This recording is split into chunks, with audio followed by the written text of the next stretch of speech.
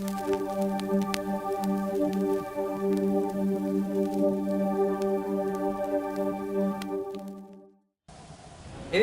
ng mga estudyante ng Philippine Literature ni Binibining Corin Romabiles ang maiksing tula na isinulat ni Modesta de Castro, ang pagsusulatan ng dalawang binibini na si Urbana at Pilisa.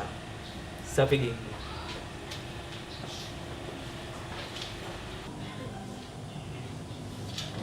May pwede na ayudar. Si senyor. Pagkasalansan mo na ito sa lamesa at kukunin ko muna yung mga kopi.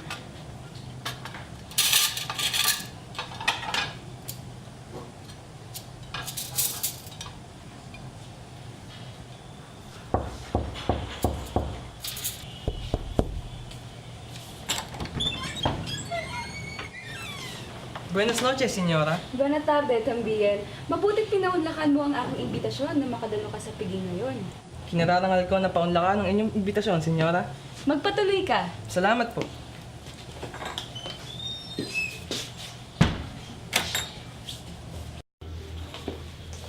Buenas noches a todos. Magandang gabi, Padre. Maglukup po kayo. Ayun, dapat tularan natin to si Padre. Tatandaan natin na pagpasok natin sa isang bahay, babatiin natin lahat na nakikita natin. Katulad ng magandang umaga, magandang araw, kaya man magandang gabi.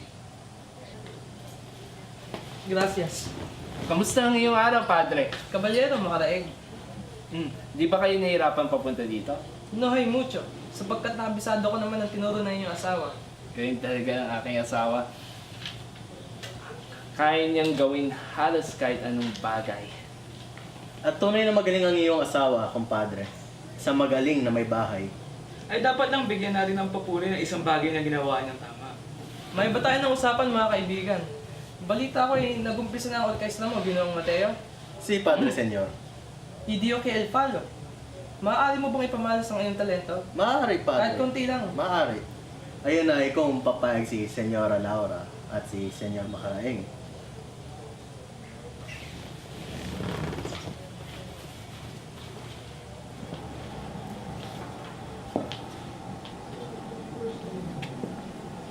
Ang isang katulad ko, hindi dapat tumatanggi sa mga katulad niyo, Padre.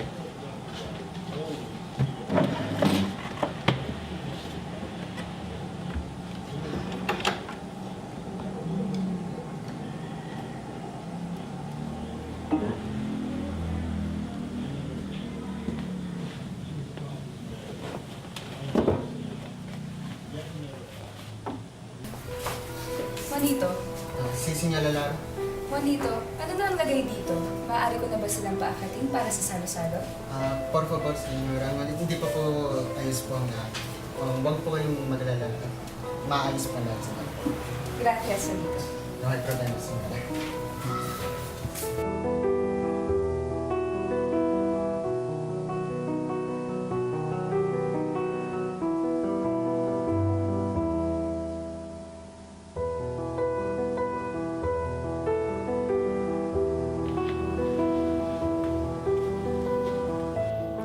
Bien permiso de comedor, señora. Gracias, Juanito.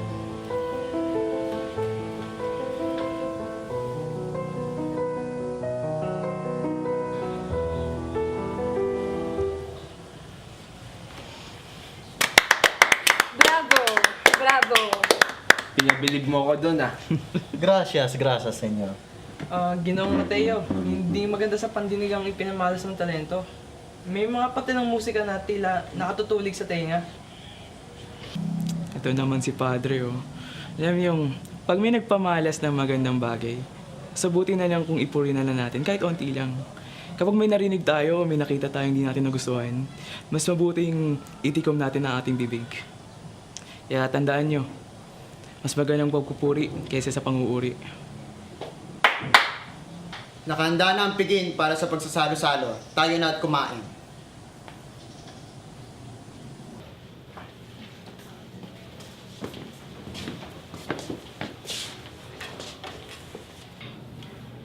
Kailangan natin alahanin na bago man kami umupo, kailangan muna namin hintayin sabihin ng imibitang na pwede na kami umupo.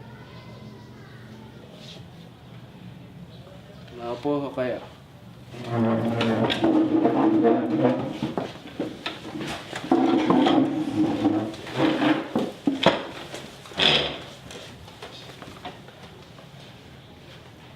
Pakihanda yung mga putahe.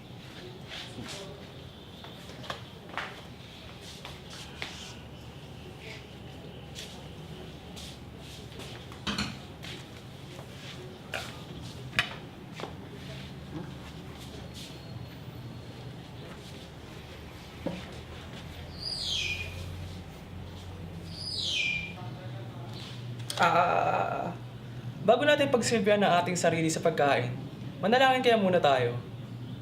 Sino kausap mo? Ikaw, sino pa ba kakausapin ko? Tara, magpasalamat na tayo sa ating Panginoon. Panginoon, maraming salamat po sa mga biyayang pinagkaloob niyo sa amin ngayong gabi. Maraming salamat din po dahil sa nagkatipon-tipon kami dahil sa aming kapatid na sila Laura at Makaraig. Amen. Pakipasok yung mga ibang putahe. Salamat sa pagpapaunlak sa aking imbitasyon. Kumain na tayo. Mukhang gutom na gutom ka, kaibigan. Pagpatawad niyo na po. Gutom na talaga ako. Halata nga, Ginoo.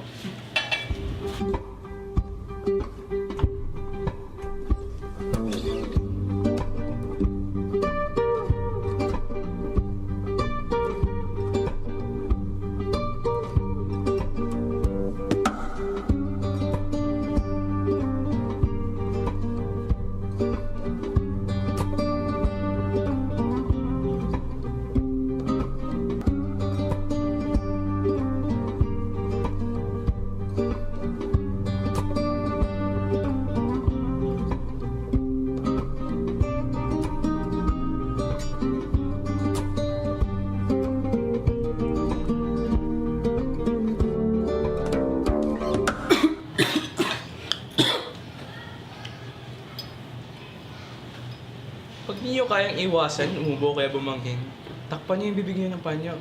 O di kaya humingi kayo ng permisyo sa katabi niyo. Kasi bastasan lang yun.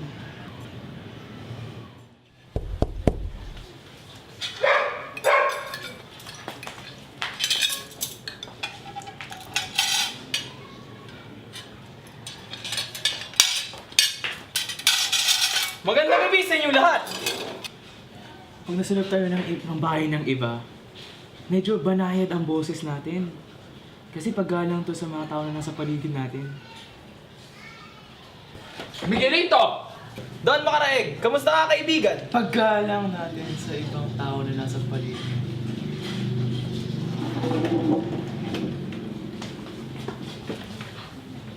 Divina, pakilabas ng sabaw. Oh, ba't ka naman nahuli? Wala nang bago dyan, padre. Etong si Miguelito. Lagi subsub sa trabaho yan. Kaya nga sikat na sikat yan dito eh. Hindi naman, kumpadre. Ginagawa ko lang ang aking tungkulin. Mabuti naman pinag-unlakan mong imbitasyon ng aking asawa. Ang isang kagaya ng inyong kabiyak ay hindi dapat tinatanggihan, Don Makaraig.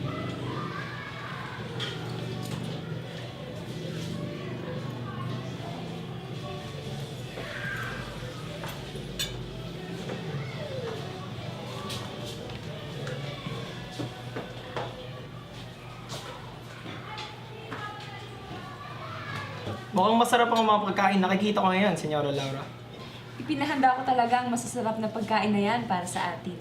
Dapat lang, sapagkat ang isang kagaya ko ay hindi dapat pinaghahandaan ng mga pagkain hindi masarap.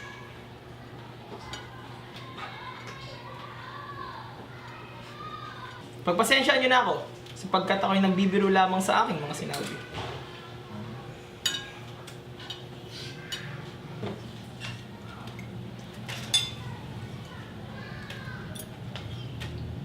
Mali naman ang isang to. Hindi lang yan naisip na baka mainting sabaw. At dahan-dahan lang sa paghihigop. Tunta. Kamusta naman? Nagustuhan niyo ba yung mga pagkain? Masarap lahat ng mga pagkain, Ginoo. Ngayon lang natin ng gatosap na pagkain, Ginoong Makaraig.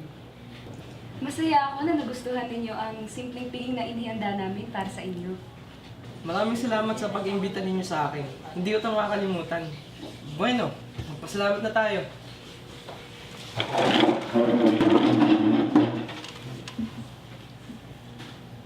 Panginoon, Maraming salamat po sa mga biyayang ipinamalas niyo sa gabing ito.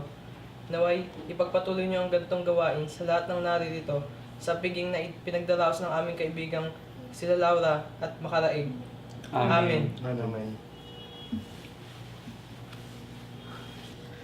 Ikagagalak kayo ng inyong mga magulang sapagkat kayo ay marunong makipagkapwa-tao sa harap ng mga punong bayan, matatanda o kaya man mga serdote.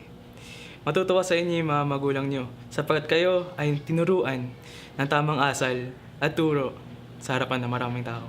Salamat sa inyong panonood. Salamat sa pagdating ninyo. Salamat. Salamat. Salamat.